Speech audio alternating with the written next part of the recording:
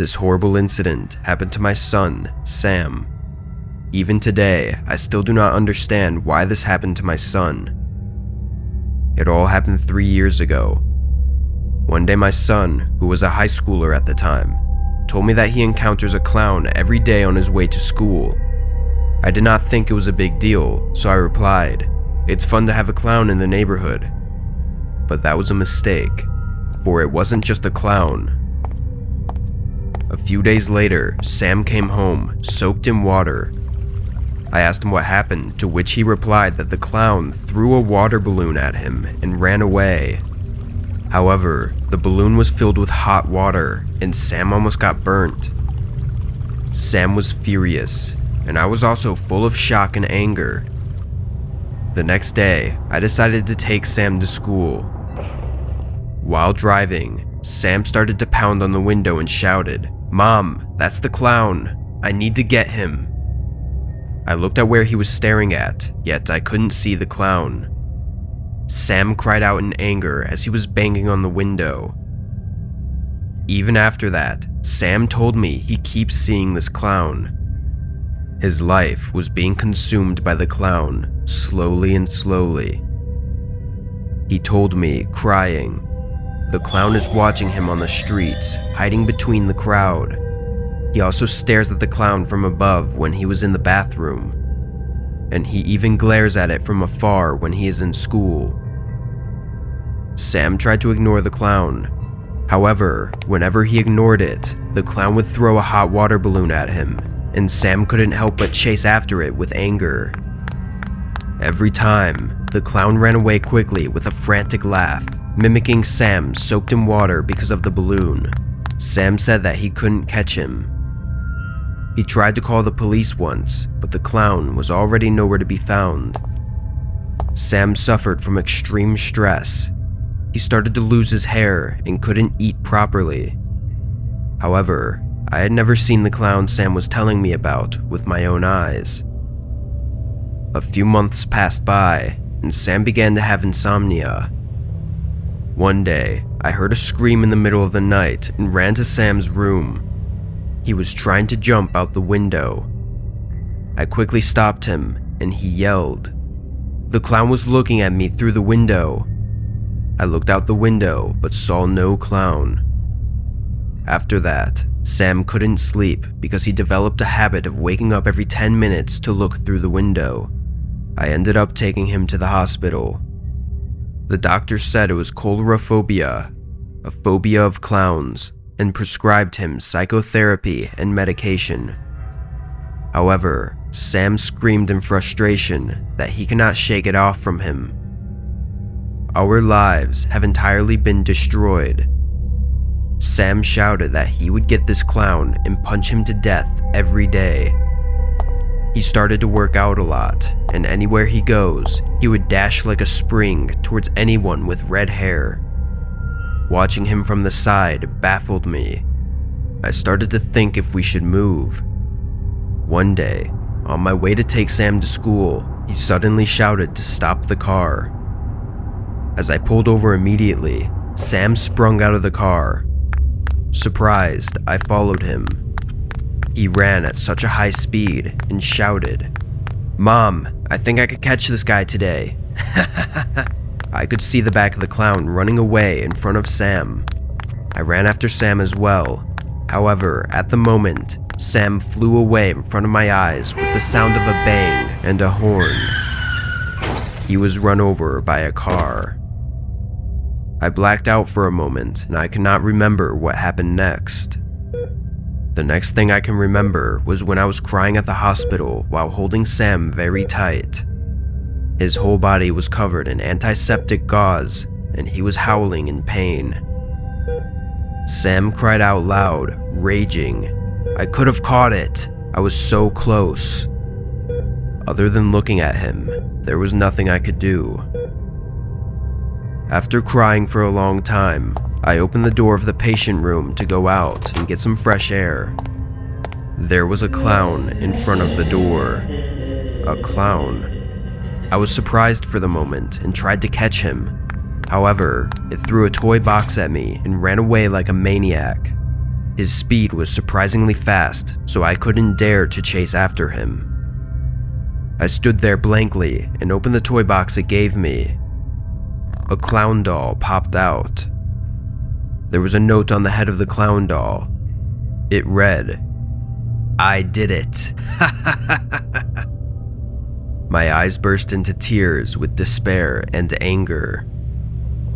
A few weeks later, Sam got out of the hospital and our lives went back to normal. Fortunately, Sam said he doesn't see the clown anymore. However, after a while, we heard some news from our neighborhood.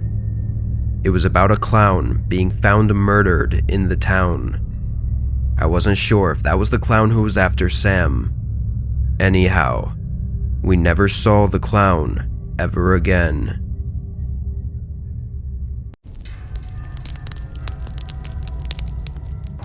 This story happened when I was 16 years old. I was living in Ohio at the time and went camping with my friend in the Zaleski State Forest. Let's call him Mark. It was the first time our parents had allowed us to go camping on our own, and the last.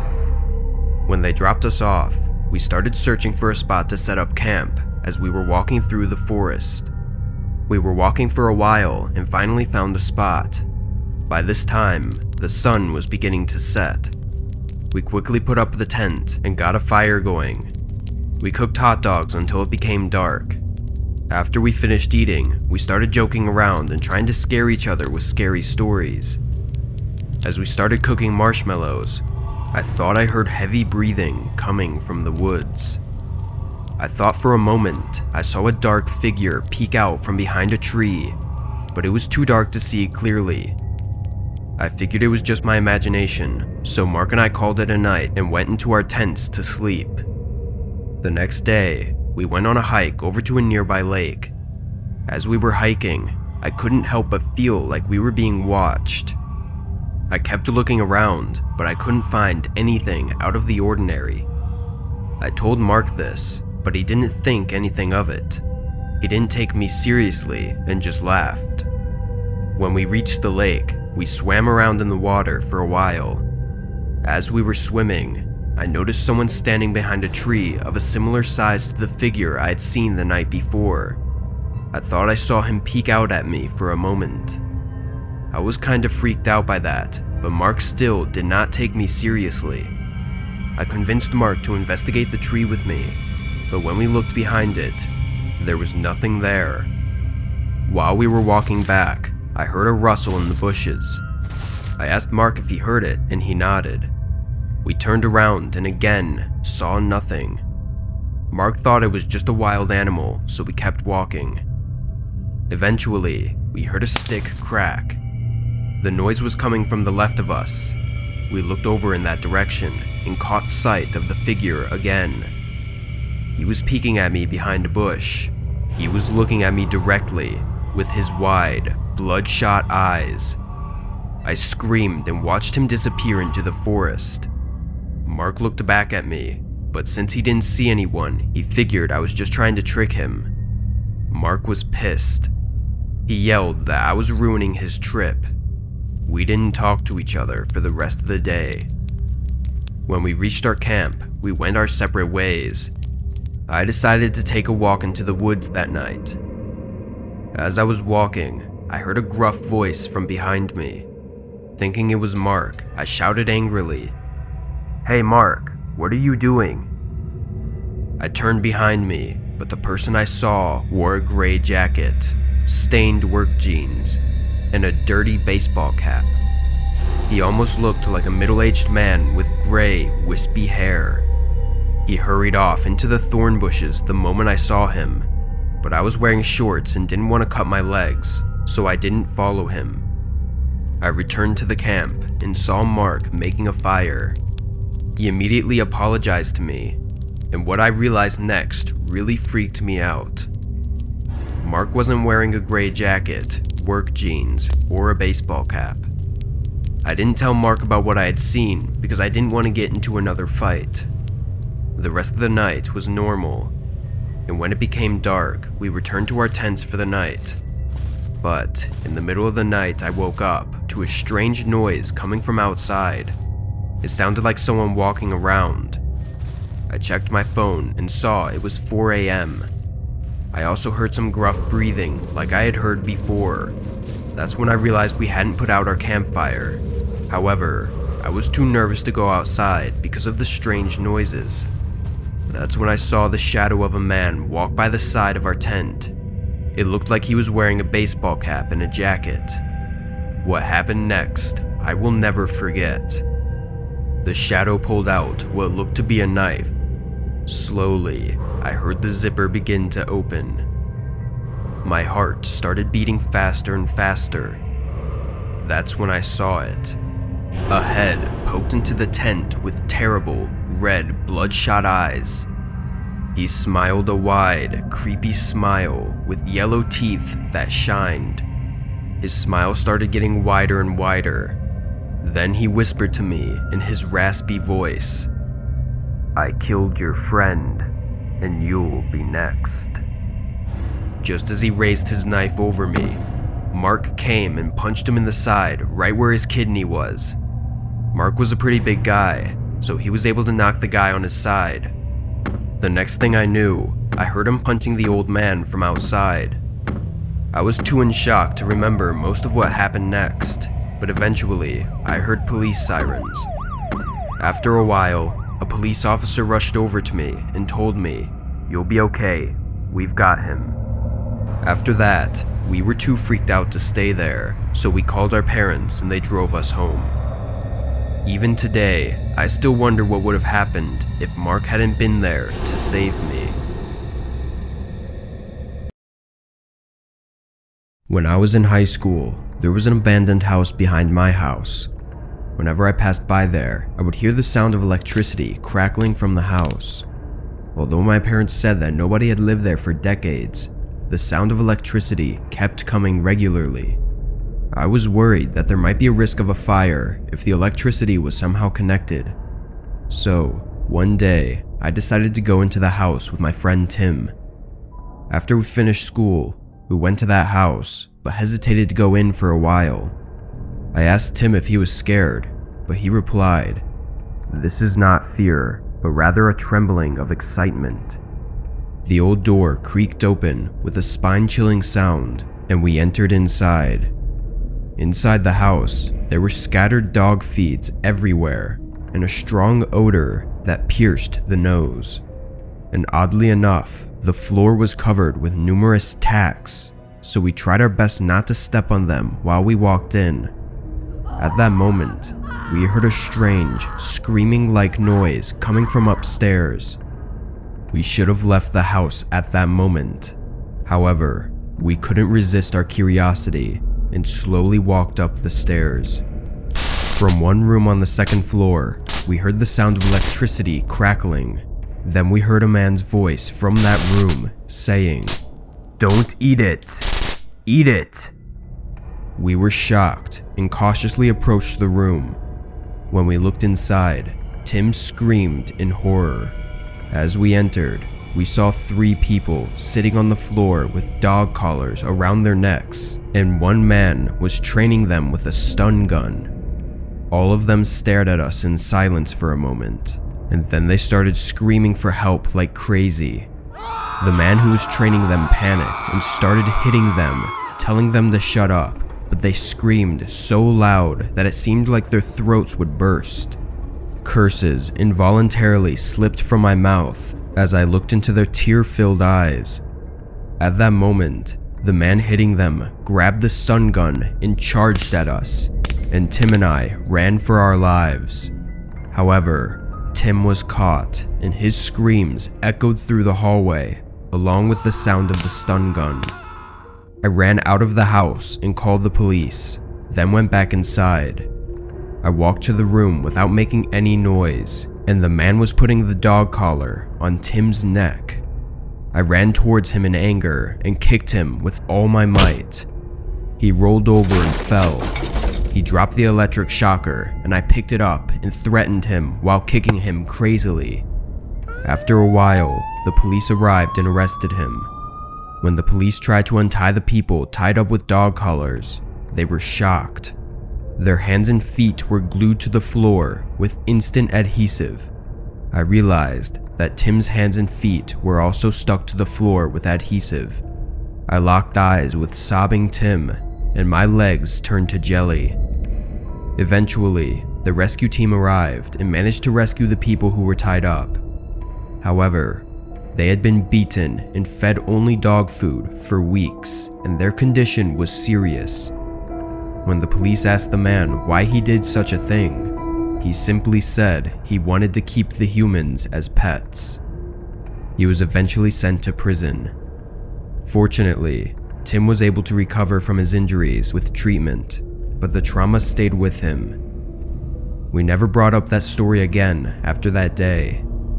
This story has now come to an end, but I want to warn you all, if you ever feel like exploring an abandoned house, never ever go there.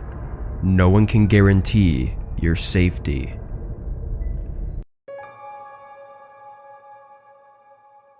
It happened a few days ago. Me and my family went to a vacation house owned by my uncle. I had a great time there since I got to spend some time playing with my siblings in the clubhouse. One day we decided to visit the local mall, which was about 15 minutes away from where we live. My uncle's family went in another car, and we went in our own. We didn't exactly know where the mall was, so my sister sent us the location, and we followed that. Suddenly, our car stopped in the middle of the road. Fortunately, nothing bad happened, and we somehow managed to park our car beside the road. I called my sister, who was in my uncle's car. They said they had been pulled over by the cops because their car was a 4-seater and there were 6 people sitting in the car.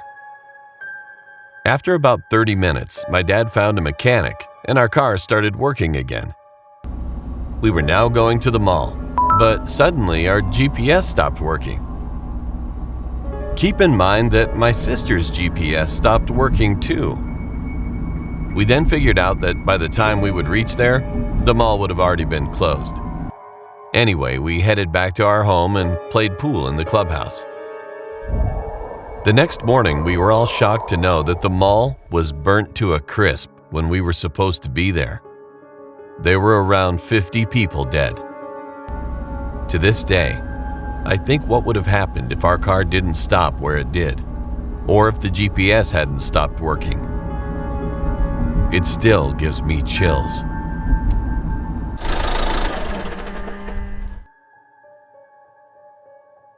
My name is Kevin, and this happened to me last month. I was camping with 2 of my friends. We booked a spot at a large campsite in a forest that's right next to a lake and a beach. On the second night of our trip, I woke up from my sleep to use the bathroom. The bathrooms were located in their own individual building, and to get there, you have to walk down a dirt road through the forest. While I was walking to the washrooms, I felt like I was being watched. Luckily, I made it to the bathroom safely. But on my way back, I started to hear fast footsteps behind me. I turned around, and following right behind me was a scarily tall human-like figure. The only thing I could see other than its silhouette were its beaming orange eyes. I immediately started to run as fast as I could, while the figure ran behind me. I cut through some trees and bushes and hid so that it lost my tracks. I eventually made it to my tent, but I decided to quickly peek out to see if the creature was gone. To my surprise, I saw the tall figure walk to the lake's beach and start digging a hole in the sand. It then sprinted off into the forest. My friends didn't believe me when I told them, but I know what I saw was true, and I will definitely never be heading back to that campsite ever again.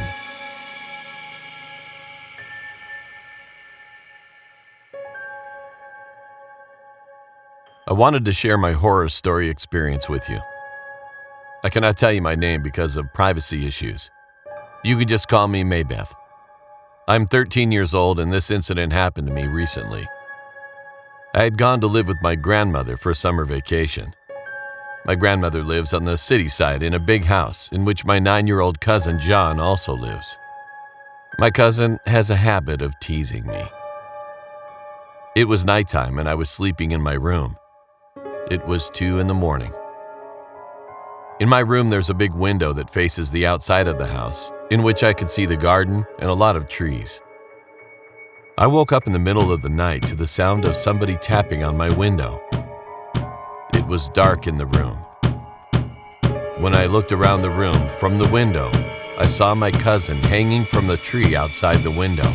He was knocking on the window like a psychopath, and he had that creepy smile on his face.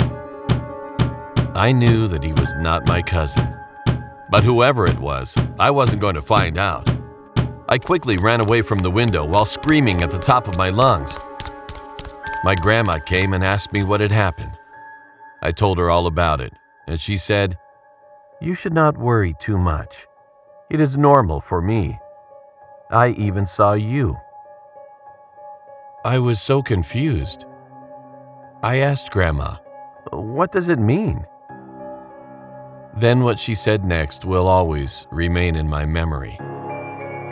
"There's a ghost that lives in this town. It can shift into anybody's face." I was so scared after what she told me that the next day, I went back to my house.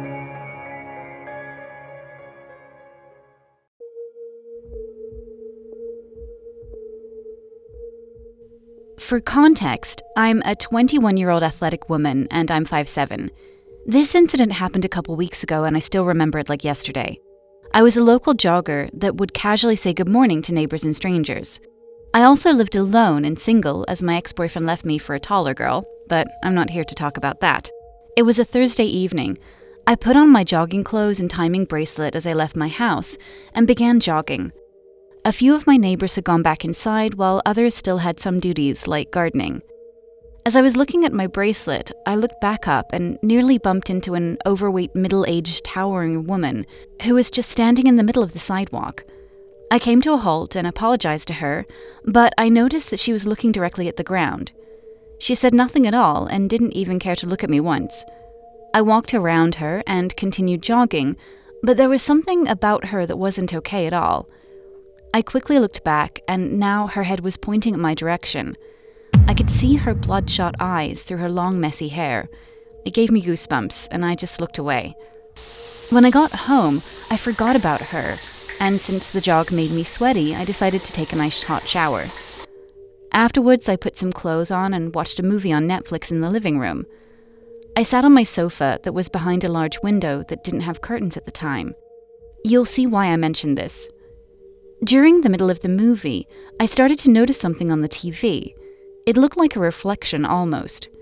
Curious, I paused the movie and got up from the sofa to look closely. That's when I realized it was indeed a reflection of someone's face. I looked back and my eyes widened as I saw the same woman I almost bumped into. She had her tongue and chest pressed against the glass whilst giving me this perverted smile. Then she starts to bang the window with her right fist. I immediately grabbed my phone off the table as I ran upstairs to the bathroom, and locking the door, I laid down in my empty bathtub as I called the cops. Then I heard the window glass breaking, a sound that will be forever burned into my head. I could hear her footsteps climbing the stairs as I prayed to myself that the cops come here ASAP. As soon as the woman reaches the bathroom door, the sound of a man shouting "police" and woman getting tasered were sudden, but a relief at the same time. I waited until it was safe for me to go out. A police officer walked up to me and thanked me as he told me that they were looking for this woman for 2 weeks. He then explained that she was an escaped prisoner who was convicted for molesting her 15-year-old daughter. The scariest part about this was how ninja silent she was. I blamed the volume on the TV, but she managed to follow me back home without me noticing as strange. I didn't even have headphones on. A couple weeks later, I had to move out because I'd gotten a job somewhere else, and the police haven't given me an update yet. I also hope that vile woman rots in her cell for what she's done. It gives me the chills to think about an incident that happened when I was 13. I still remember it, even to this day. So here's the story. One day at school, my friends decided to play ding-dong ditch. Let's call them Anthony, Ed, David, and Josh. So once we planned everything, we went out around 6 p.m. and started deciding which house we should do. There was this one house that was creepy looking, and I heard rumors that a crazy man was living at that place. So being dumb kids, we decided to see if the rumors were true. Being the fastest one, I had to knock first.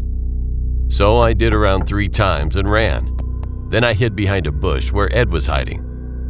I jumped when the door swung open and a crazed man looked out the door. I realized that this man wasn't normal. He was screaming and saying, "I'm gonna kill you," then slammed the door. We were a little terrified, but we decided it was Anthony's turn to knock. I told him to walk slowly, then run to us when he's done. So Anthony knocked, then ran to where we were hiding. A few seconds later, the guy opened the door with something that gave me the chills. A knife and a metal baseball bat. Ed said, "Run!" The guy heard Ed and started chasing us at a terrifying speed. We hid behind a neighbor's house. We stayed there until we felt like he was gone. But this part is something that I can call paralyzation.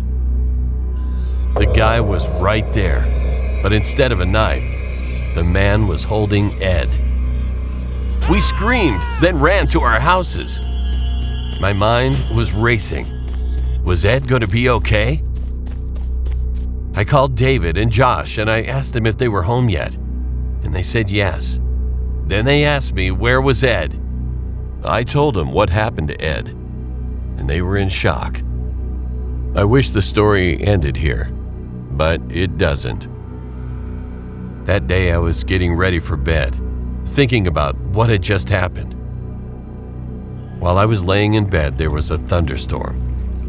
Then, after a few flashes, there was a shadowy figure appearing after each flash of lightning. I turned to look, and there he was, looking at me. And he gave me a bone-chilling grin. To this day, I still haven't told anybody about this incident. Ed went missing, and he's still missing to this day.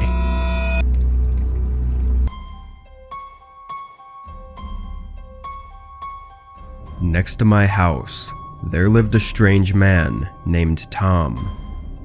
Tom never looked people in the eyes. He always stared at their stomachs.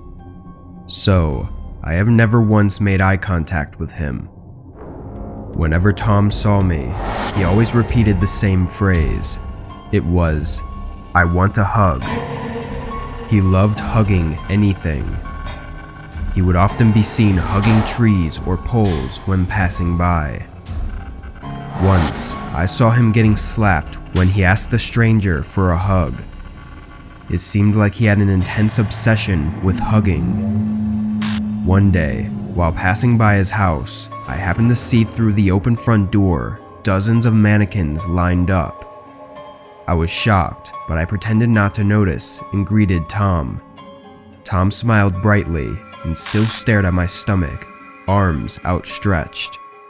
After that day, Tom started to give me chills. One day, he met me in front of my house and said to me, "I want to be hugged for 100 hours, but no one will hug me." Suddenly, he asked me to hug him and came towards me with his arms outstretched. I hugged him, feeling uncomfortable. He held on to me for a long time without letting go. I told him to stop hugging me, but he didn't release.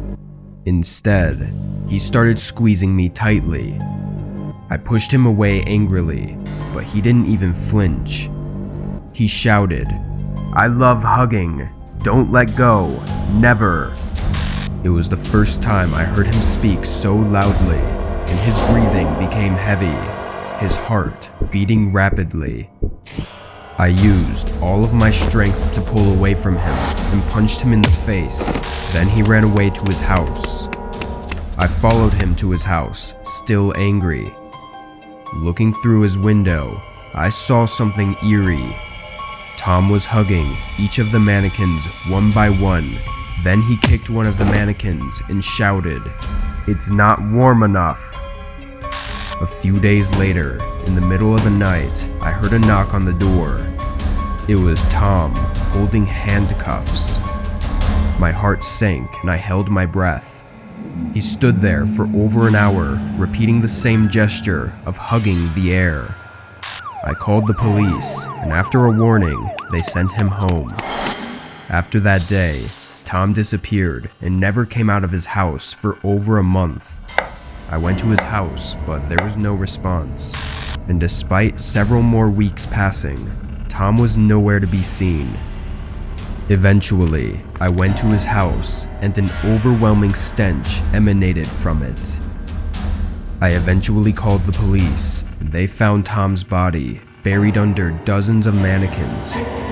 Among them, there was one mannequin that looked almost human, with a wig and painted eyes and mouth. Tom was lying down with the mannequin in his arms, and both of Tom's hands that were holding the mannequin were handcuffed. The cause of death was cardiac arrest.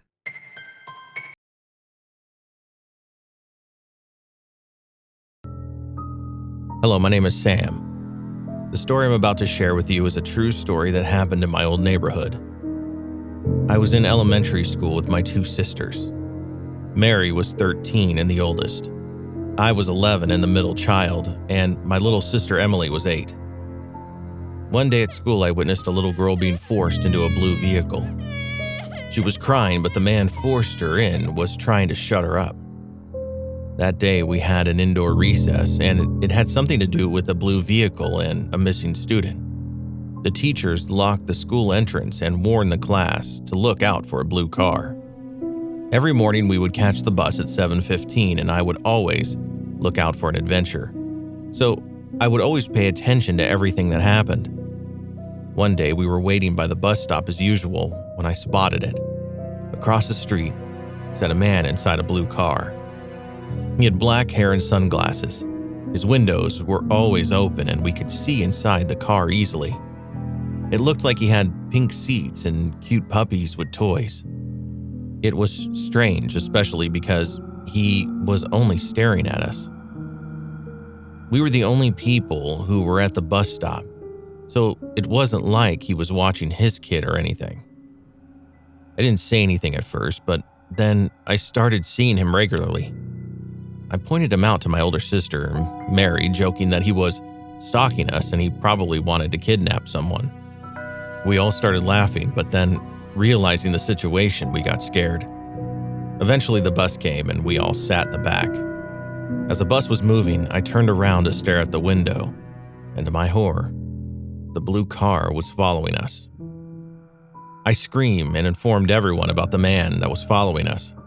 At that point, everyone was crowded at the back, trying to have a glimpse of the man. The bus driver told us to sit down. It was probably nothing, but she looked scared. Realizing he was spotted, the blue car turned at a corner and disappeared. We all calmed down, but 2 minutes later, he showed up again, and we all noticed. After that incident, we stopped seeing the man, but we still experienced weird things. Like one time, my cousin and I were playing in the backyard. We had a gate at the back that opened to the alley and led out to the bus stop. At one point, one of my cousins opened the gate. We began playing tag in the alley when a small white puppy began running towards us. It was very similar to the puppies in the blue car. We fed it some chicken, but as I was feeding it, it tried to bite me. We realized that this puppy was very aggressive and rough. We also noticed that the puppy had a blue mark painted on it. Before, we didn't pay it any mind, but the more I think about it, the more I realized it must have belonged to some sort of gang. My mom told us to stop playing in the alley and stay close. After that, the puppy disappeared. We forgot about the situation until now. Emily told me when the puppy disappeared, she heard a loud whistle and the dog began running to a man dressed in black and who stood on the corner. Was the puppy the same puppy from the blue car? Was he using the puppy as bait to kidnap us? And sometimes I wonder what would have happened if we ended up following the puppy towards the man.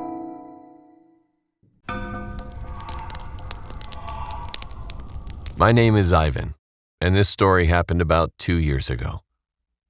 A very close friend of mine went on a few dates with a girl, and I went to a party with them as well, and she was nice. Then things started getting weird after about 2 months. She started to morph him. He's a very quiet and not confrontational guy, so he let her. She made him dye his hair jet black and grow out a beard and dye that as well. Then I went almost a full year without seeing him. The next time I saw him, he was totally different. He talked like an old man and seemed like he had aged 40 years in a year. Keep in mind, we were 19 at the time. I became worried for him and thought he was being manipulated. I went to his apartment and rang the doorbell. I rang about 5 more times before someone answered. He invited me in for tea, which I thought was weird since he always hated hot drinks. I hung out for a while before asking to use the bathroom. As I went down the hallway, I noticed a room that I hadn't seen before. Out of curiosity, I went in and saw something that shocked me. A big red pentagram was in the center of the room, with candles in each corner of the shape. As I walked in, I didn't realize the door had shut behind me. I heard the door click and looked up to see my friend laughing. Not a happy, joy-filled laugh, but a low, hoarse, evil laugh. He ran towards me and wrapped his hands around my throat. He choked me to the ground. I was gasping. Shortly before suffocating, I picked up one of the burning candles and stuck the flame into his chest. He screamed and fell down, patting out the fire. I kicked him in the head several times and knocked him out. I heard a woman down the hallway scream and running towards the room. I kept the door closed using my whole body weight. She was banging on the door and screaming, "If you let go, I won't hurt you. I'll just use your soul to make him live forever." Well, by now, my friend began to wake back up, but when he looked at me, he didn't try to kill me. He just looked dazed. He looked around and saw me barely holding the door closed and began to help me. She managed to break down the door and flung both of us onto the floor. I skidded across the floor and part of my shirt wiped away the red paint. She screamed and began to sort of melt. We stood up, stunned, wondering what the hell happened. He changed and we both left to go to my apartment. He told me the whole story. Their relationship had been going well for a few months, but she then began asking him to do weird things, like going to Wiccan stores and purchase black candles. He didn't mind, so he got them. Then one night, he woke up to being in the middle of a pentagram, tied to the floor. She was saying something in some language he didn't know. He felt an excruciating pain in his chest, then woke up to see me holding the door. I did some research and I even took him to see an exorcist. The exorcist believed the witch was using him as a vessel to potentially transfer Satan into his body. He has since moved out of that apartment.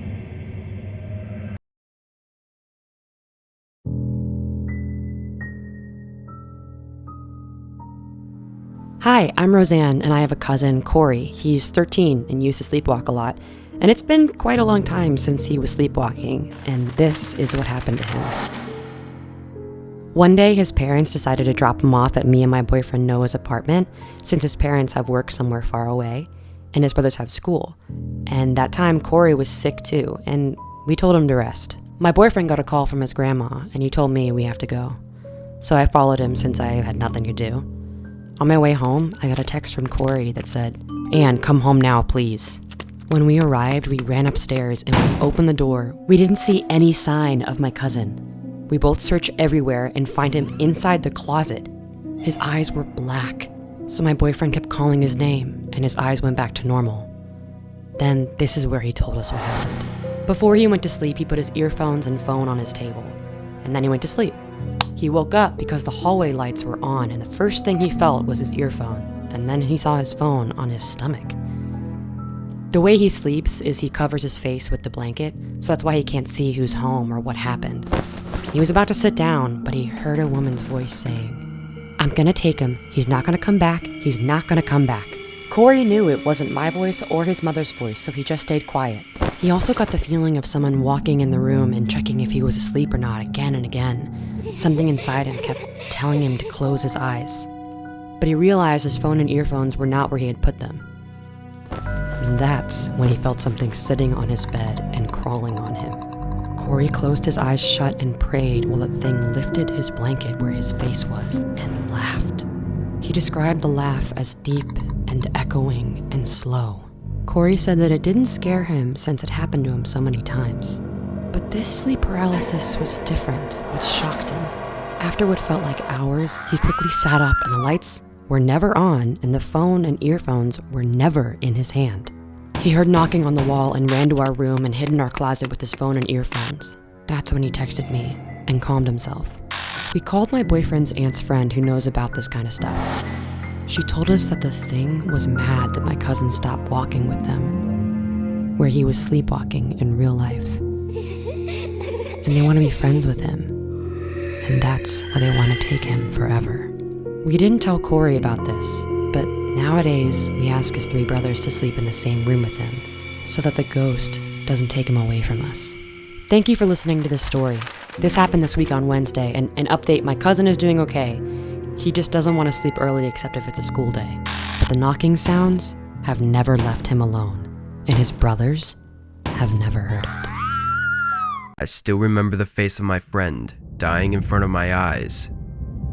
Would that look be a resentment against me, an anger, or a sadness? I do not know the answer. I would never know forever. Sometimes the memory of that day portrays like a movie scene in my head, regardless of my will, and it feels like it is getting clearer as days go by. My psychiatrist told me that this was because of the shock, and he said he would conduct a hypnotherapy to erase my memory. In my unconscious, I imagine going back to that day to save my friend. However, despite repeating hundreds of times, I could not save him. It happened 8 years ago. This is a story of Ewan, a friend of mine who fell into a cult. He had believed in religion for a long time, but there was something off about it. Rumors say that people worship a very large snake as a god. I told him to not lie, but Ewan's face looked serious. He said everything went well after believing in that religion. One day, I couldn't resist his incessant invitation, so I followed him once. He was my best friend for 10 years, so I couldn't reject. What was the name of the religion? I couldn't remember, but one thing I do remember is that the name was not in modern language. I was shocked as soon as I entered the religion auditorium. Everyone was wearing a snake-faced mask, with their tongues sticking out. Their tongues were all split in the middle like a snake. But that day happened to be the day of an important ritual, which was the day of worship to the snake god. The cult leader came into the auditorium, and the believers frantically made the sound of snakes. I was shocked and got horrified to see Ewan was also hissing like crazy. A moment went by, and the believers gave something to the leader. Someone gave a snake-shaped gold. Someone else gave huge bundles of money, and someone even brought a deer that they had caught themselves. When it was Ewan's turn, I was confused because his hands were empty. However, when the leader stood in front of him, Ewan pushed me towards the leader. Full of shock and anger, I asked him what on earth he was doing. The leader, with an excited look, said to me, "Oh, such a precious gift. Do you also agree with being offered as a sacrifice to the snake god?" I cried out, "Never." Ewan started to persuade me. "You will get a huge reward if you give a part of your body to the snake god. Let's cut a little bit off of your thigh. I did it too." Ewan showed me his thigh, and his thighs were indeed cut. I shouted out, "Never." The leader suddenly became cold and stared at Iwan. He said quietly, "Then, Mr. Iwan does not have a sacrifice to offer today." Iwan's face became cold and he started to tremble. He knelt down and begged me for permission. I did not want to do it, so I flatly refused. Then the leader shouted, "The snake god commands you to be punished." Then he dragged Iwan to take him somewhere. I followed him, yelling to let him go, but I couldn't help him because the believers stopped me. Iwan screamed and grappled, yet they did not let him go. They took him somewhere far away and reached a huge cage. And inside the cage, there was a large snake coiled up that seemed to be more than 5 meters long. Iwan screamed, but the believers threw Iwan into the cage. In shock, I asked what they were doing, to which the leader replied, "The snake god will decide whether to punish him or to forgive him. We shall see his will." Soon after, the huge snake started to wind around Iwan's body. He screamed for help, and his eyes met mine. He looked at me and opened his mouth as if he was trying to tell me, but he couldn't speak. The snake was around his body completely, and I could hear a sound like crackling bones. I cried out and screamed, but I was kicked out by the believers. In such shock and horror, I called the police. The police arrived, but they were stopped by the leader and his believers. It took a while for the police to arrest them. When the police tried to find Iwan, he was nowhere to be found. However, the body of the snake was quite swollen. After the investigation, the police confirmed that Iwan was eaten by the snake. The leader and his believers were put in jail. It turned out that the leader actually fed not only Iwan, but also numerous people to the snake. I still cannot forget the eyes of dying Iwan, and I still have nightmares. In my nightmare, it is not Iwan, but me being winded up to death by the snake, and the feeling is so vivid as if it were real.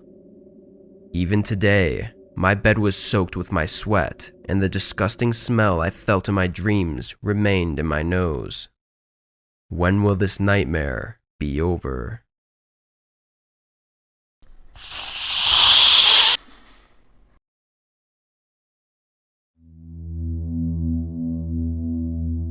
It was a Thursday night when my boyfriend Gerard and I wanted to meet up at the park for a casual talk.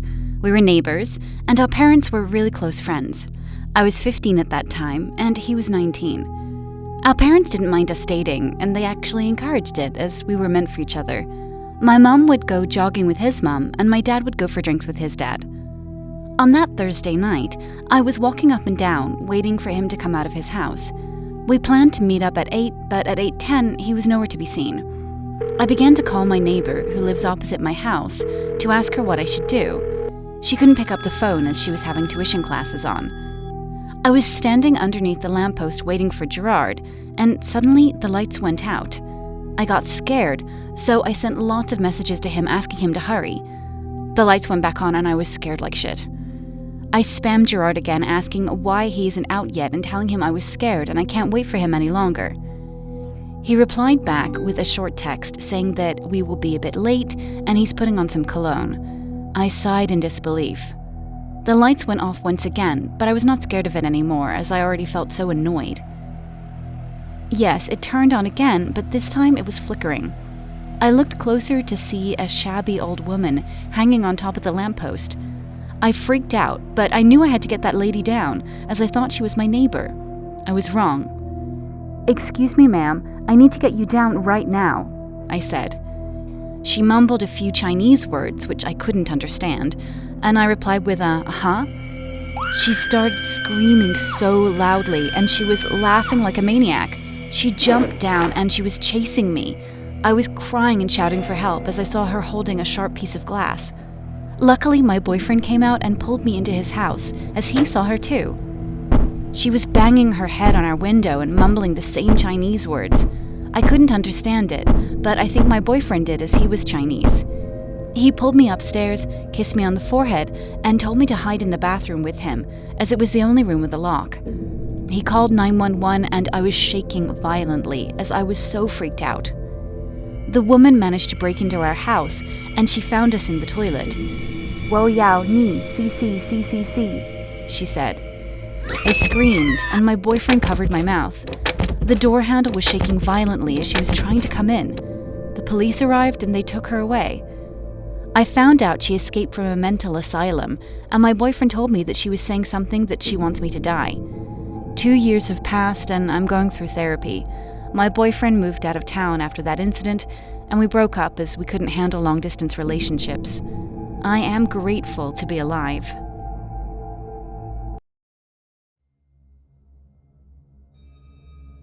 My name is Louise M., and today is 11/9, the same day of this event.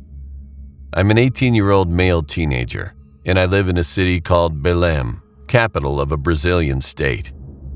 English is not my first language, so pardon me if I make a mistake. At 4:53 a.m., I woke up. I was having a great dream and everything. As soon as I looked at my watch, I got sad and angry because I had to wake up at 5:50. I got to bed again and tried to force myself to sleep. But then, I heard something strange. I heard a noise coming from my window. It was a strange noise, like when you scratch an iron tool on a wall, or like someone sharpening a knife. Still, I found it weird because I live on the second floor of a house and couldn't be an animal, as the first thing I thought of was that. So I gathered the courage to find out what it was. In the corner of my window, there's a hole, so I decided to peek through it. I pulled my curtains only a bit, just enough to see through the hole. And then, my heart dropped as I saw a hand of a person holding onto the wall outside the house. When I pulled my curtains to peek, I made a little noise, and the scratching stopped. I got up and got out of my room. There's an old BB gun in the other bedroom of my house, so I got that, trying to make as little noise as possible. I made it to the bathroom and called my brother, who is a cop, as I live with my grandfathers and didn't want to wake them up.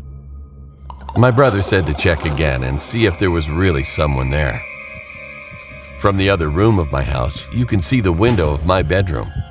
So I opened up the other room's window, and I was relieved. I didn't see anyone.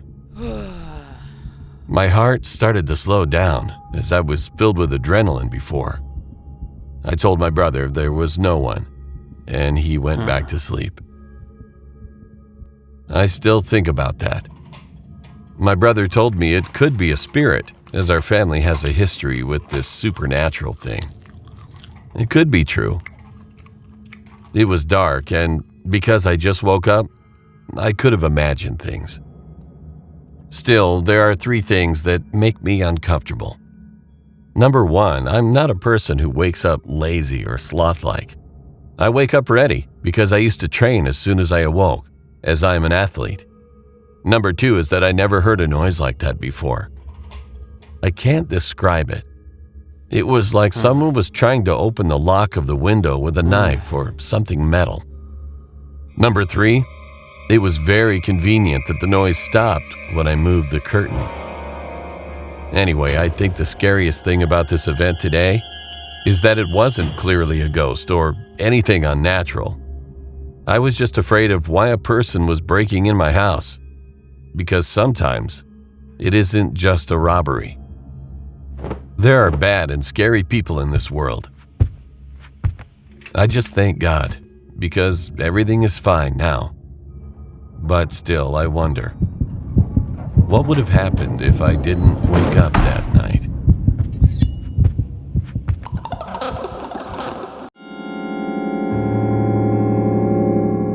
I still can't forget the man I met when I was young. The man who scared me most in the world. However, I still don't know his face. If only I could know his face, I could report him to the police now. The terrible memory from back then is still vivid in my mind as if it were yesterday. It was 20 years ago, during a hot summer when I was a middle school student. I lived in the countryside and played with my friends by the river and in the mountains every day. However, my grandmother always warned me not to go to the mountains at night, saying that faceless people roamed there, but I just thought she was trying to scare me. However, later I realized that my grandmother's words were not a joke to scare me. One day, my friend and I were playing in the mountains and didn't realize how late it was getting. As it got dark, we hurried back home, but got lost on the way. We panicked and wandered around for a while, but then I saw a man approaching us. At first I felt relieved to see him, but the closer he got, the more uneasy I felt. He asked us what we were doing there, but I got chills because his lips didn't move when he spoke. After a moment, I realized he was wearing a mask, but it wasn't a mask. It was made of someone else's facial skin. At first, I thought it was fake, but when I looked closely, I saw that it was real, and I saw several twisted marks between the skin. Suddenly, he picked up a rock and hit my friend's head. My friend fell, and the man pulled out a knife and started to cut off my friend's facial skin. I heard my friend screaming in pain. I ran away, screaming like crazy without looking back.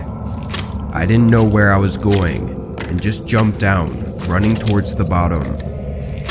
When I looked back, he wasn't chasing me.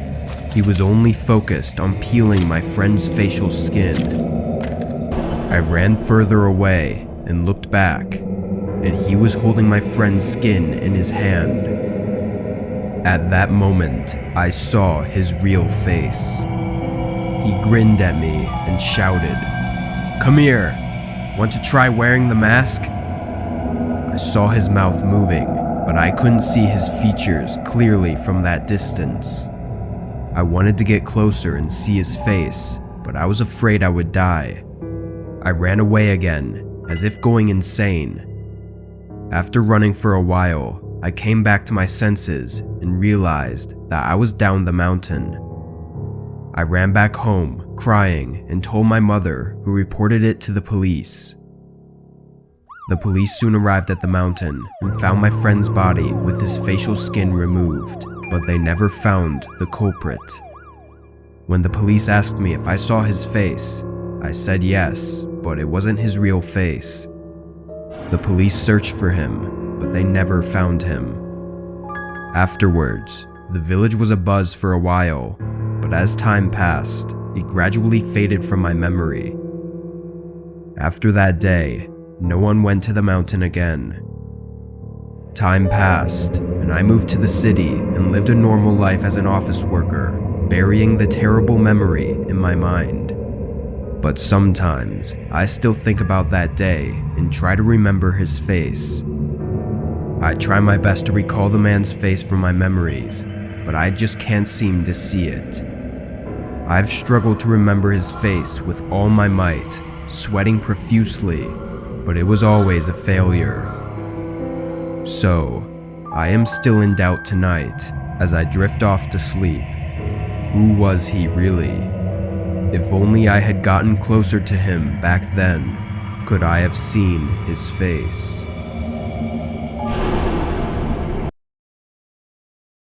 This happened 2 years ago. I was fairly new to the world of work and I had just started working for a company.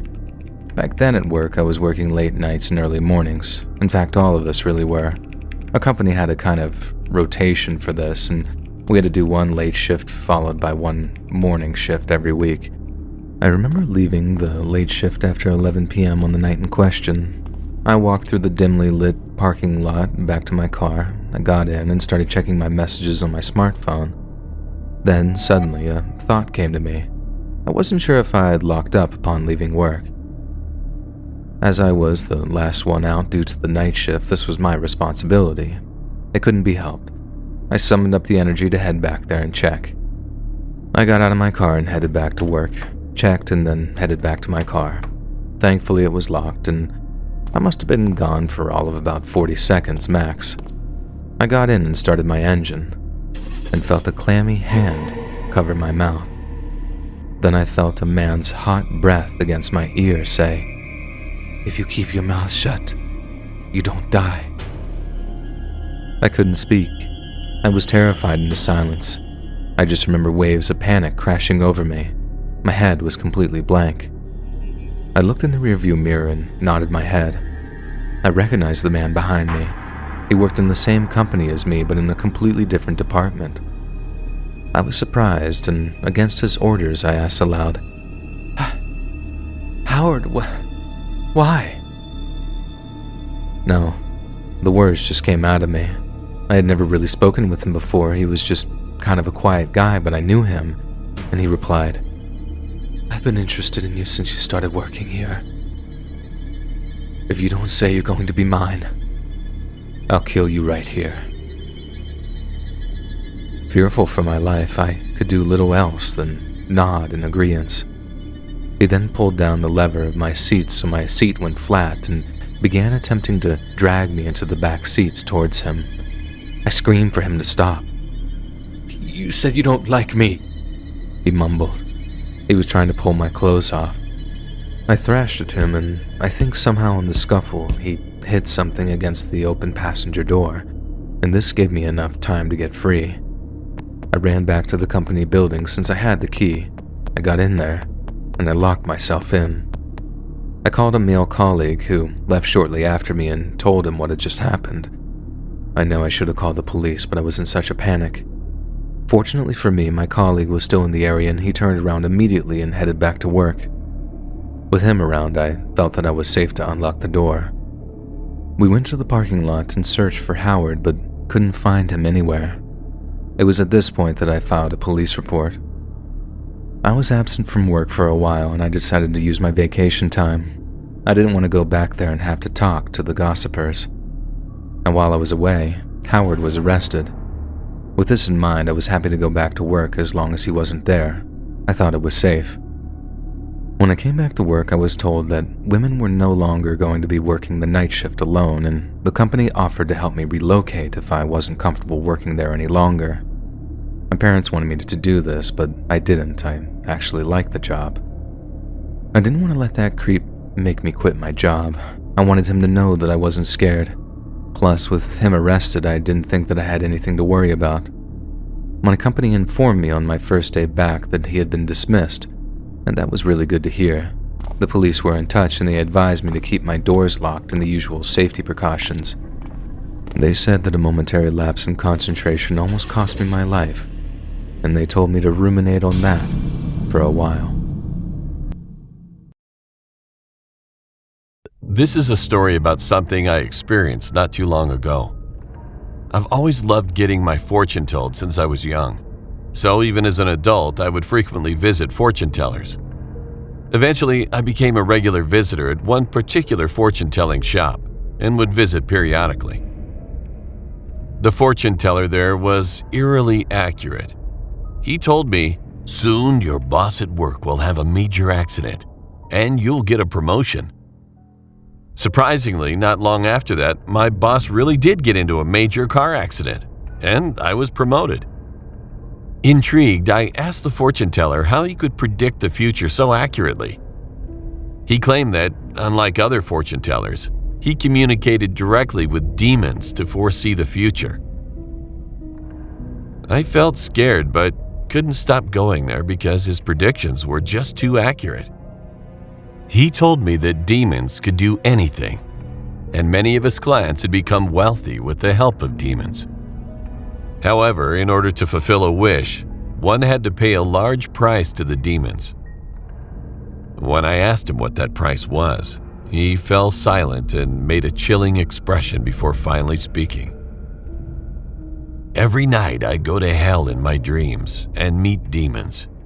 I need to play with them there, since causing pain to others is their only happiness," So they whip and beat me with iron clubs, taking pleasure in it.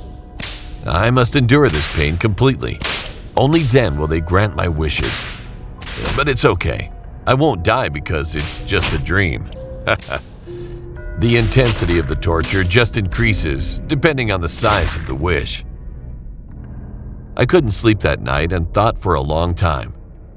If I could have everything I wanted. There was one thing that came to mind. My wish was to date the girl I'd been in love with for 3 years. The next day, I went to him and told him I wanted to date this girl. After thinking for a while, he said, "Changing someone's heart is very difficult. It requires altering destiny. If I ask the demons for this, they will demand a high price. I'll have to endure terrible torture." After more contemplation, he said, "So, I'll need $20,000. I was shocked by the huge amount, but I had no choice. I spent all my savings, took out loans, and went to him a few days later. He didn't seem happy, even after receiving the $20,000. He was trembling and sweating profusely. And then, a few days later, something incredible happened. The girl I had a crush on contacted me, and we really started dating. I was extremely happy every day. I thought meeting the fortune teller was truly a blessing. Grateful, I bought him a gift and went to see him again. But no one was living in that house anymore. Shocked, I asked the neighbor where the fortune teller had gone. She turned pale and told me, "Didn't you hear? He died. One night there was a terrible scream from his house, so the police were called. When they arrived, they found him dead. But the strange thing is, he seemed to have coughed up blood while sleeping, and the whole house was covered in blood. There were no signs of an intruder, and he was alone. It's a truly horrifying story." I was speechless, shocked by the news. I haven't been able to tell anyone this story since that day. The most terrifying thing is that ever since then, I occasionally hear the fortune teller's voice whispering in my ear during my sleep. "Mr. Miller, I'm in hell. All thanks to you."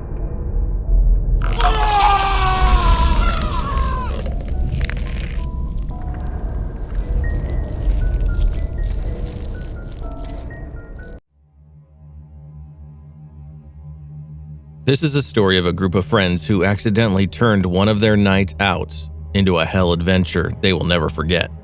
My cousin told me this story, and she is Jenny. Don, Mike, Abed, Jenny, and Olive are friends since their high school days. Now in their 4th year of college, they still see to it that they meet up at least once a week for nights out. One Friday evening, they agreed to go to a famous old house somewhere in Pasig.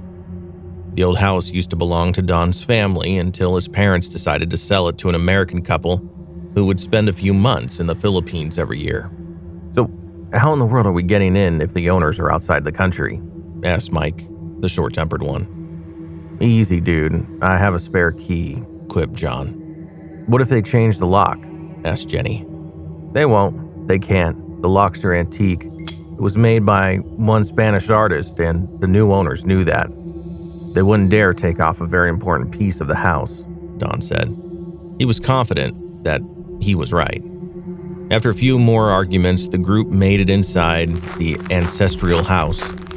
The entire house was dark. Not a thing can be seen. Abed clicked his lighter, which barely illuminated the room. The living room set consisted of old Nara furniture and other antique pieces that were covered by white linen sheets. The whole place was clearly dusty. The owners obviously hadn't been home for months. "Nah, you're scared of almost everything. Olive, you're even scared of your own reflection in the mirror," Mike said. He was exerting an effort to ward off his own nervousness, but somehow his voice was a telltale sign of his own misgivings about exploring the house. A large squeak on the wooden floor surprised the group, and they started running in different directions. Olive and Jenny ran towards the kitchen. Mike and Don ran to the second floor. while Abed was left behind searching for his lighter that was knocked off from his hand. Abed was on the floor when he saw a man and a woman came from somewhere in the living room.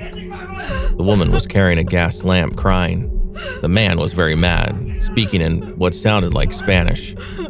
The woman ran towards the staircase, but the man pulled her by the hair and repeatedly hit her head on the floor a few inches away from Abed. He was surprised that the man had not seen him at all. Abed watched in horror as he took the gas lamp, poured the kerosene all over the woman's body, and lit her up.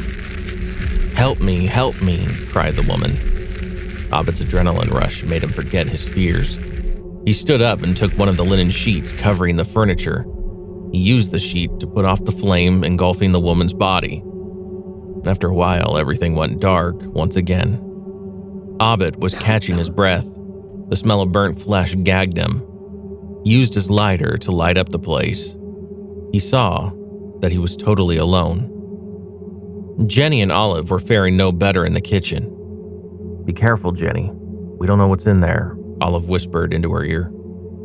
"Don't be scared. Look, we can see the kitchen from here, thanks to the luminous full moon outside," Jenny assured her friend. "Hush, I think something's coming. Maybe it's one of the boys. Quick, let's scare them. Let's hide under the table." The two girls quickly took under the table. They waited for the boys to go near where they were hiding. But to their surprise, someone wearing a camiso chino shirt and a pair of long pants came inside the kitchen. The mysterious man was holding a big bolo. And all of a sudden, a woman appeared from nowhere. She was running around the kitchen, crying and begging for her life. Jenny and Olive embraced each other. They were really scared. They couldn't understand what the woman was saying. Then it happened. The woman screamed as the man stabbed her numerous times. Blood was everywhere on the walls, kitchen sink, on the floor. Jenny and Olive closed their eyes and tried their hardest to muffle their screams. Then there was a sudden silence. Mike and Don were beginning to become agitated in the second floor. "Dude, let's find the others now. It's too dark in here," said Mike to Don. "Wait, dude, I'm trying to locate my old room. I want to see if something's changed." He pointed to a room located furthest from where they were. Mike followed Don to the room. When Don slowly opened the door, he and Mike saw some gruesome scene they might witness their entire life. The room was lit up by gas lamp. There was a man with blood all over his clothing. He was stabbing two small children, a girl and a boy. The girl was screaming, asking for help. Help us, Daddy's killing us." Don and Mike to run and hide, but both of them were frozen, couldn't move. They were too shocked to react.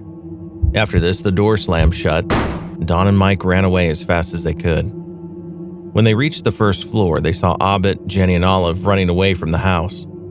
It took them hours to calm down each other. They never spoke about what they saw for many months. A year later, Don's parents came home from abroad. Don asked about the history of the house.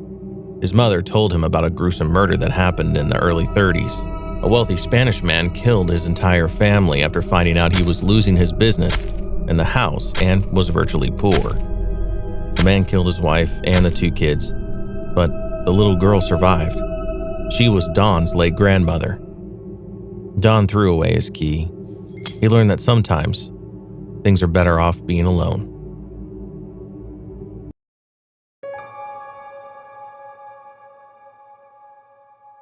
I was around 5 or 6 years old at the time, and as you probably know, most girls at around that age would be into dolls, especially Barbies and princess dolls, and I was one of them. Although I never really played with them.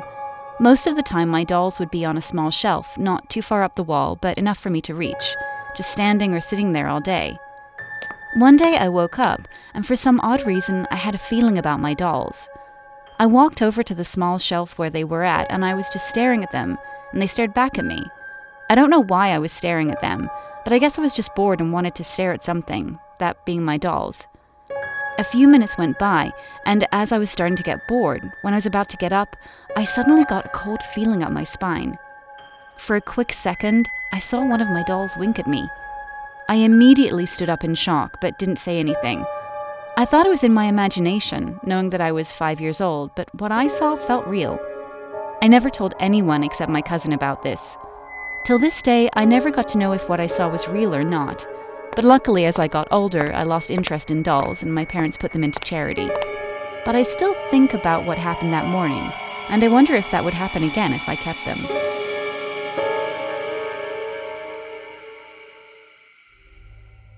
This happened in 1998. At that time, I wasn't born yet, but this story was told by my mother. At the time, there was a flood. The door of our house was damaged and had to be repaired. 2 days later, my mother had a weird feeling because there were items missing from the house: money, jewelry, food, and so on. One night, Dad planned to put a broom in the middle of the door of the house so if anyone opened it, then the broom would fall off. The next day, we were all shocked because the broom that was initially in the middle of the door was now next to the door, meaning someone had changed the position of the broom. That night, Dad planned to try to catch the person who tried to break in. My dad sat in the living room, turning off all the lights and fans. All of a sudden, the door opened and Dad saw a man enter our house. Dad immediately took a baseball bat and hit the man as hard as he could. The beaten man fell and writhed in pain. Apparently, the man was the man repairing our house. The man tried to escape and said he was thirsty and wanted water in the kitchen, but my father was not negligent and did not release him. After that, the police arrived and arrested the man. And most surprisingly, we were not the first. Many had fallen victim to this man. The police then went to investigate the man's house and informed the man's wife. Upon investigation, the man apparently stole a lot of jewelry and gifted it to his wife.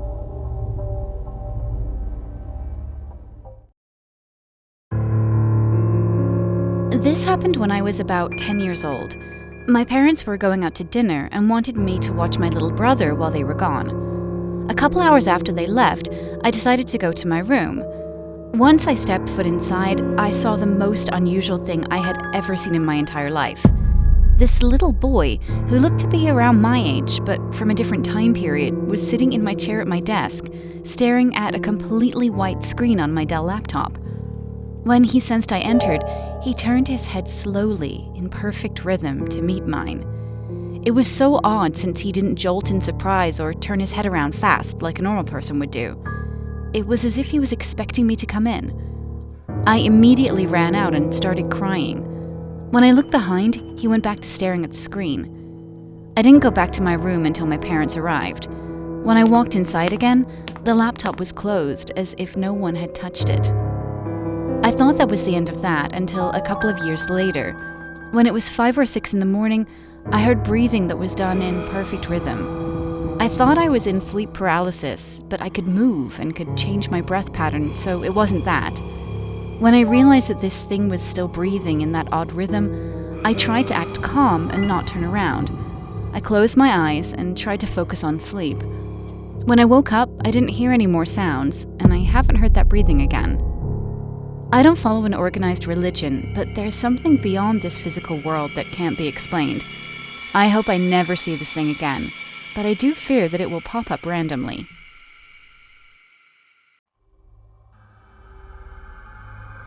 This happened 2 days ago. My colleagues and I had to fight off a robbery. I'm from South Africa, in a black community, and I'm well built. I work at a local supermarket. We had about 4 workers who were ripped. I'll call them A, B, C, and me included. Me being a rugby player and them being gym freaks, we were not so close. Pretty much we only spoke when something important had to be said, and that was that. It was a Red Friday. That typically means lots of items were on sale. Just as I was packing the shelves, 5 men with masks came in with guns. They had a southern accent. Granted that I'm Zulu, those men sounded like they were from Lesotho.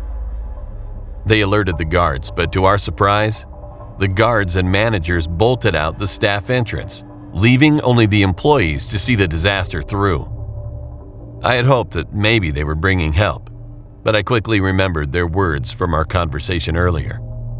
I may be a security guard, but I don't get paid enough to risk my life. especially when there are arsenals in the form of U4. I became really enraged.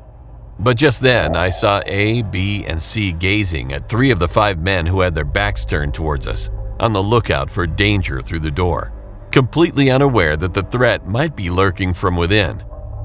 2 of them were in the cash office doing what I thought was collecting. Without wasting time, they ran and tackled the men, disarming them quickly and easily. Then reality hit me. These guys are trying to shit inside the cooking pot that I use to cook food for my family. In the corner of my eye, I saw the 4th man heading our direction, not realizing what was happening. I saw he put a gun in his pocket, probably because he was also collecting cash.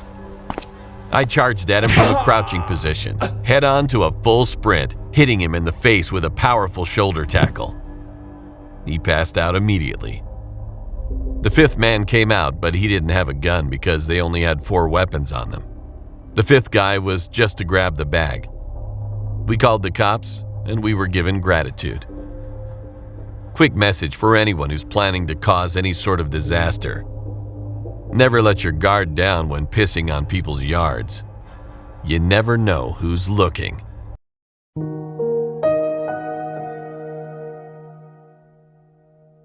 This story is from 5 years ago, but it still gives me chills when I think about it. At that time, there was a young man in our neighborhood who was rumored to be kind. His name was Ian. He always carried a flag with him, and whenever I ran into him, he would stop, hold my hand, and pray for me. One day he whispered to me, "You have such a pure soul, so I'll tell a secret only to you. I was actually an angel living in heaven, but the archangel told me to help the corrupted earth. So I came down." I thought he was joking, so I laughed and played along. "Really? Then where are your wings?" He touched his back and replied, "When I was born in a human body, my wing bones became too small. I miss flying." I just laughed it off. However, the interesting thing was that he really had a kind heart like an angel. When he saw homeless people on the street, he would take them to his house, feed them plenty of food, and pray for them. He also cried all night when he saw people who had accidents or were in unfortunate situations on the news. I was touched by his actions, and we became close friends. But as time went on, darkness began to cover him. His house started to be filled with countless homeless people, and thieves broke in and stole things recklessly. But he forgave them all. Every time this happened, I told him to take care of his belongings, but he just closed his eyes and recited a prayer. Tears streamed down from his eyes. As time went on, he became increasingly dispirited. Whenever we met, he would stare at the sky with a sad face for a long time. As time passed, he began to act strangely. He yelled at a random passerby on the street, saying, "Your heart is filled with filthy greed. You should have a kind heart. I can see it all." The person flustered and ran away. Another time, we went to a restaurant together, and he suddenly slammed the table during the meal and shouted, "How can this be considered as food? Compared to the food in heaven, this is garbage." Then he covered his ears and screamed, "This is not music. Compared to the music in heaven, this is just noise." Then he sang hymns like a madman, and eventually we were kicked out. After that, he continued to cause trouble in the neighborhood, and I stopped contacting him. Several months passed.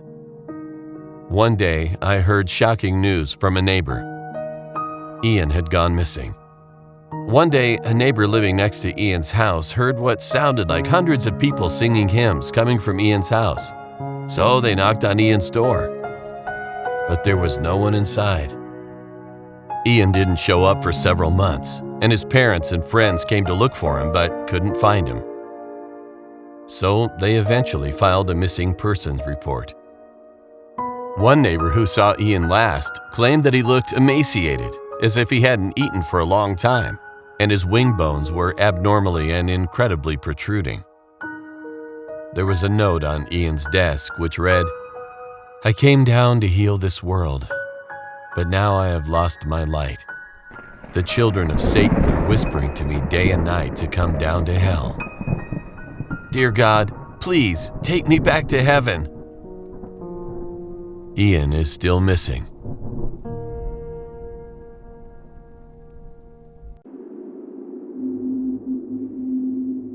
My name is Japheth, and this happened when I was 10 years old.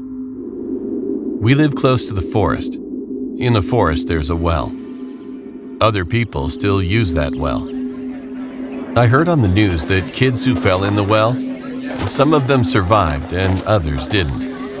I would always go to the well with my sister if we ran out of water. One day, my mom received a water bill. We didn't have any money because my mom's salary is in August.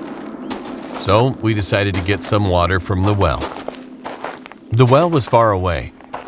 People in my neighborhood said that the well was cursed, but I didn't believe that. I don't really believe in ghosts or monsters. One day when I woke up, it was 8 a.m. I noticed there were many people in the woods and police cars. Curious, I went there, and what I saw was shocking. A woman was found dead in the well. Her body was floating in the water. When the ambulance arrived, it was too late. The police said that someone pushed her in the well, so they started looking for the suspect. I was afraid to go to the well alone that day. A few months later, my mom was washing the dishes and there was no water, so she asked me to get water from the well. I nodded and started walking to the forest. I brought a flashlight because it was 6 p.m. When I arrived at the well, I noticed a man. He was wearing a black jacket and he was carrying a bucket, so I ignored him and started to get some water. Then the man said, "Hurry up, or you'll end up like that girl." I was freaked out, so I hurried up and went home. But then, my bucket was leaking. It had a big hole. Why didn't I notice this before? When I looked back at the man, he wasn't using the well. So I went back home and got another bucket and went back. And he still hadn't gotten water. So I hurried up. And then the man said, "You again? This is my well." "But sir, my uncle built this well for the neighborhood." I was shaking. Then he punched me in the face and grabbed my hair. I was just a boy, and I was weak compared to him. He started to laugh like crazy. Then he tried pushing me in the well. I was crying and screaming, and I thought maybe this was my last day alive. Then I saw a flashlight. When I looked, it was my mother and some neighbors. When the man saw that, he carried me and threw me in the well. It was a good thing I know how to swim. My flashlight was broken and wet. It was dark. I heard some punches and screaming, and then I heard sirens. It was the police. When the police arrived, along with some firemen and an ambulance, they immediately arrested the man. It turns out he was the one who killed the lady, and I was going to be next. Good thing I was safe. The man was sentenced to life for his crime, and I'm still wondering, what would have happened if my mom and some of the neighbors didn't hear my screams? I might be dead today.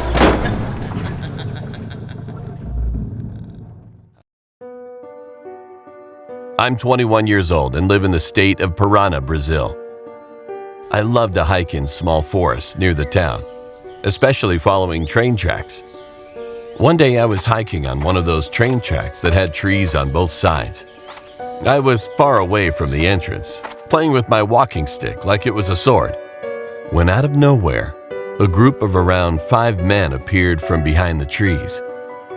They were like 100 meters away from me, but I could see all of them were carrying white bags on their backs. And at first they were walking in the same direction I was, but one of them turned around and started yelling at me, asking, "Who are you?" And the others started to yell too, "Come here, you want to get hurt?" I was in shock. I just shouted, "What?" And they responded, "Come here so we can beat you." My heart stopped. I turned around and started to run as fast as I could, just thinking, this cannot be true, and avoiding stumbling on the track. I ran a mile before hiding in a tree and looking back to see if they followed me. I didn't see anyone, so I caught my breath and left this track as fast as I could. I still don't know what was in those bags, why they yelled at me, or what would have happened if I stayed. I don't go hike anymore.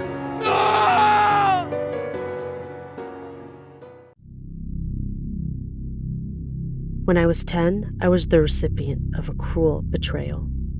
I was a girl who was shy and didn't trust many others. I remember a new boy showed up that year. For privacy, I'll call him Charlie. He was also 10, and so shy he barely ever spoke. The teacher was very hard on him, constantly yelling at Charlie to speak up when called on in class, or to read book chapters out loud. I took pity on him and befriended him. For a year or two, things were good. Then I learned he became a member of a local gang. I didn't believe it until the betrayal happened. He hadn't gone to school that Friday, which concerned me. I was walking home from school with my mom and my younger brother. At a stop sign on 7th Street, it happened. I took off my glasses to wipe a smudge when something hit me. My left eye felt like I was hit by a baseball. I bent with a groan of pain, alerting my mother. She asked me to look at her. When I did, her face was in pure shock. As my dad was at work and unreachable, we had a neighbor drive us to the hospital. There, I learned I'd been hit with a BB, striking the side of my eye. The doctor told us had I been looking forward, it would have blinded me. For 2 months at least, I had to endure endless treatments and had to wear an eye patch. I also endured the cruel comments from students making pirate jokes. The day before my eye was healed and I no longer needed the patch, I learned who shot me. He'd confessed after seeing me with the patch. I was brought to the principal's office where I could see him before he was sent to juvenile hall. When I saw him, I felt like exploding. Sitting on a chair, handcuffed, was Charlie. He was staring at his feet, face ashamed. In a choked voice, I managed, "Charlie, why? I was your friend. You hurt me bad, you know?" He could only shrug. I asked him to look at me. When he did, I lifted my eye patch. I knew it wasn't a pretty sight. I leaned in, nose to nose. "Get a good look at me, Charlie. I want you to see what you did, and I want you to know I'll never forget this. You did this. I hope you will always remember what you did." He was hauled off. Never apologized. I recovered completely with only a tiny defect in my left eye's vision. I didn't see Charlie again until almost 18 years later. My brother and I were visiting our old town of Downey after moving almost 10 years earlier. We visited a nearby mall that was a favorite of ours as kids. In the food court, I waited while my brother used the bathroom. Glancing at a Hawaiian barbecue shop, I paused. A young man with his back to me looked strangely familiar. When he turned to hand a customer a food tray, there was no doubt. It was Charlie. He was shaggy looking, looked like he had a rough life.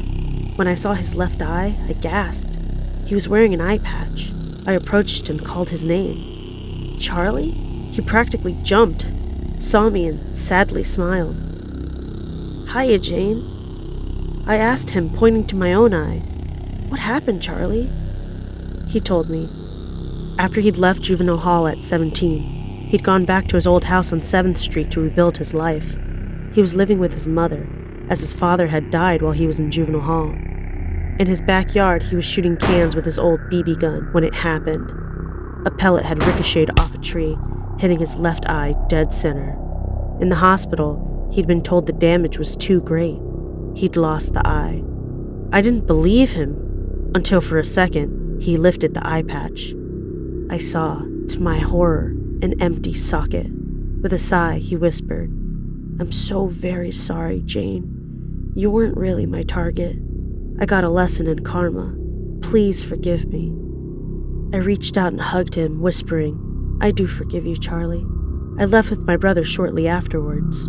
I caught up with Charlie and he did better later. In time, he started working in an office, and also married and had children. I was glad he turned his life around, but he had to learn a lesson or two to gain what he needed.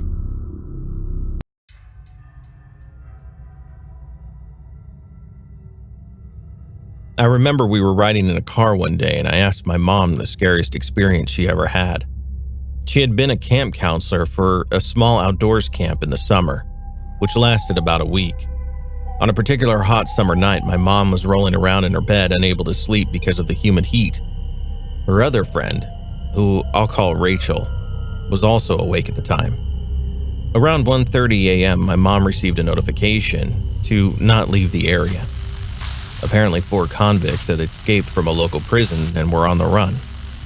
Rachel was freaking out and hurriedly woke up everyone despite my mom telling her to calm down. After arguing with the campers and the other counselor, she had convinced the group to go to the boys' cabin to see if they were fine.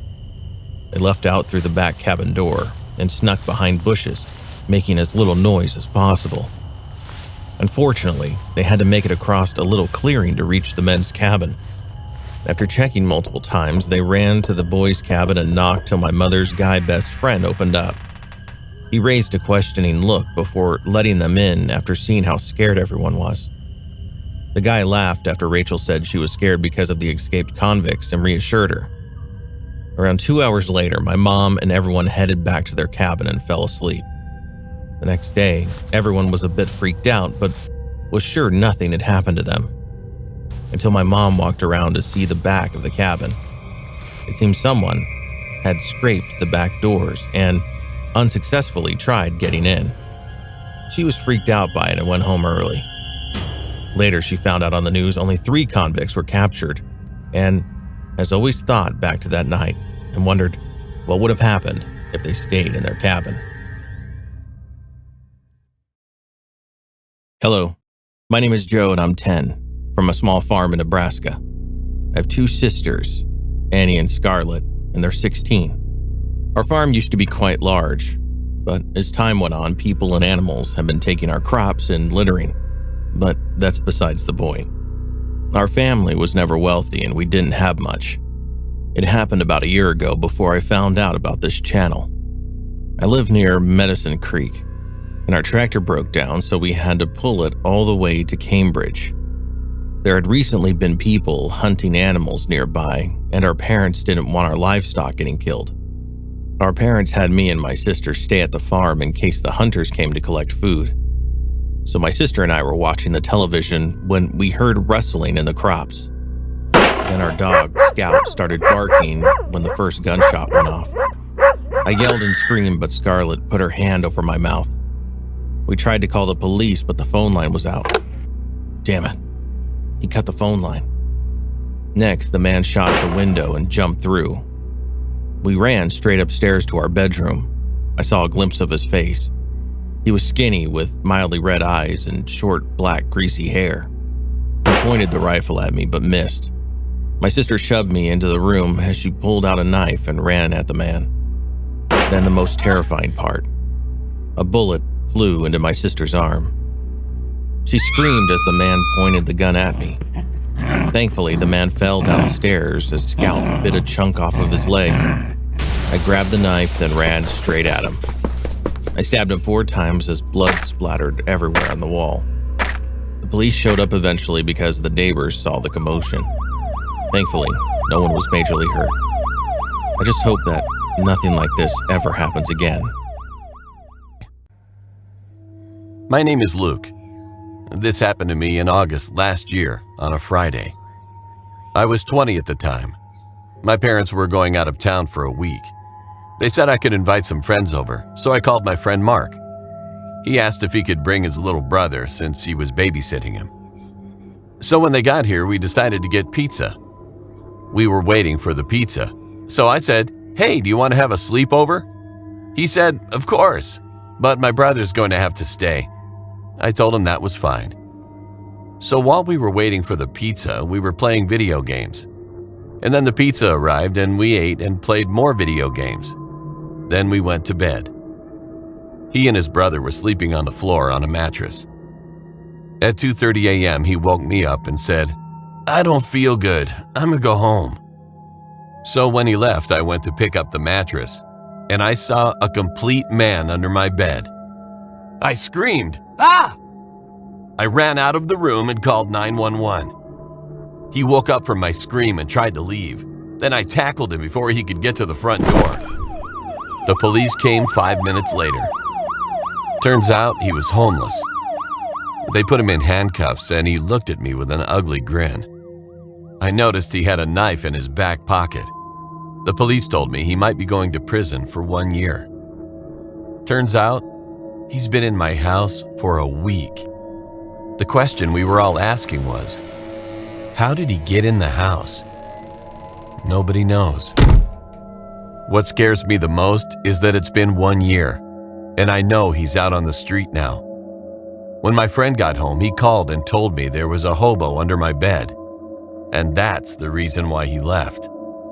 If he hadn't realized there was a guy under my bed, he would have stayed. And who knows what would have happened.